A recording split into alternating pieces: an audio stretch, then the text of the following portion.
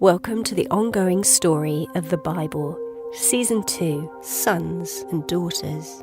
It's now less than 2,000 years since the creation of God's majestic universe, and 10 generations from Adam, humanity has spun out of control. God has sent messengers to warn that life without him will cause death. And through one man, Noah, meaning comfort or rest, the righteous man in his generation, is God's rescue plan for humanity. And God makes a covenant, an unbreakable promise with Noah and his family that he will protect them. So he gives Noah plans to build an ark, a huge rescue boat. He has 3 sons, and along with their wives, they are all saved. God has caused a devastating flood to destroy evil in the world. It's now up to 8 people to repopulate and cultivate the entire earth. But has evil been defeated? Episode 1, A New Beginning. The time is now around 2300 BC. The flood survivors start to cultivate the earth again, and Noah plants a vineyard. It takes around 3 years for vines to produce grapes suitable for wine. Noah celebrates his first wine harvest and gets drunk. The image of wine is now established in the Bible story. Now Noah lies naked in his tent, but his second son, Ham, meaning hot, sees his father's predicament and tells his brothers. Shem, meaning honourable man, and Japheth, meaning enlarged or expanding in size. The 2 brothers cover their father to restore his dignity. When Noah sobers up, he realises what's happened. He makes a declaration that Ham's son Canaan, meaning humbled or subdued or low, will be a servant to his relatives. The punishment on Ham's son Canaan carries great weight. In this culture, the prosperity and blessing of a family line is held in the highest esteem. So to punish someone's son was the greatest punishment a person could have. Canaan is now established in the Bible story. The knowledge of pre-flood life was shared by Noah and the other 7 people who had been on board the ark. People still live a long time, but after the flood, the lifespans of generations are reducing. Noah lives a further 350 years after the flood. Noah's sons are the 11th generation since Adam. Now the brothers divide and move around the earth. Japheth and his descendants move to the north and west. Shem and his descendants move eastwards, while Ham and his descendants move to the south. His children, including Cush, Libya, Egypt, and Canaan, give their names to the land they inhabit. Canaan's son Cush, perhaps meaning black, has a son named Nimrod, meaning rebel. Nimrod is a great hunter.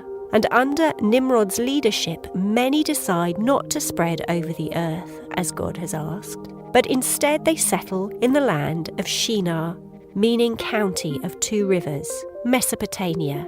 It is now around 2000 BC, 13 generations from Adam, and during Noah's lifetime and under Noah's great-grandson Nimrod's leadership, they build a city and call it Babylon, meaning Gateway of God, and they start building with hand-baked bricks and make a tower, a ziggurat, meaning pinnacle or mountaintop, a construction used in the worship of gods, nature and stars.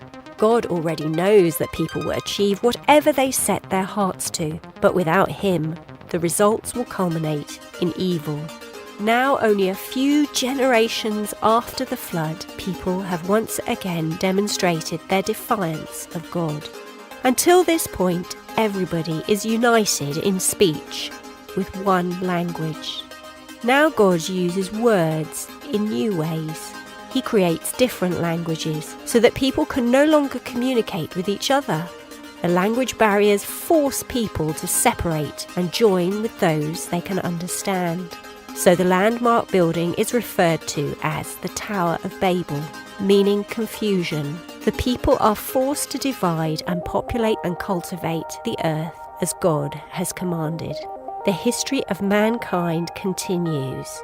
The region of Babylon, Mesopotamia, is now in the Bible story map. You can read this Bible story in the book of Genesis, meaning beginnings, chapters 9, verses 20 to chapters 11, verses 9. The Bible uses metaphors, pictures that thread through the entire story. The image of wine enters the Bible story with Noah.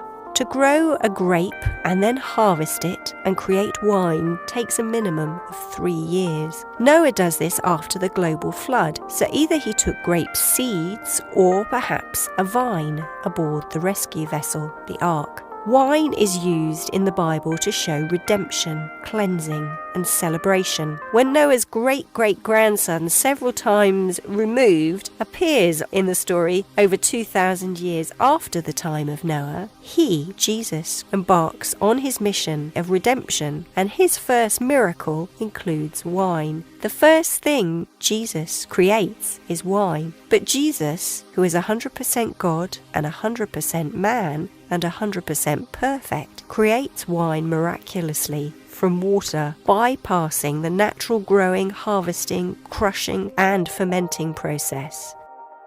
Listen in for the next instalment of the ongoing Bible story.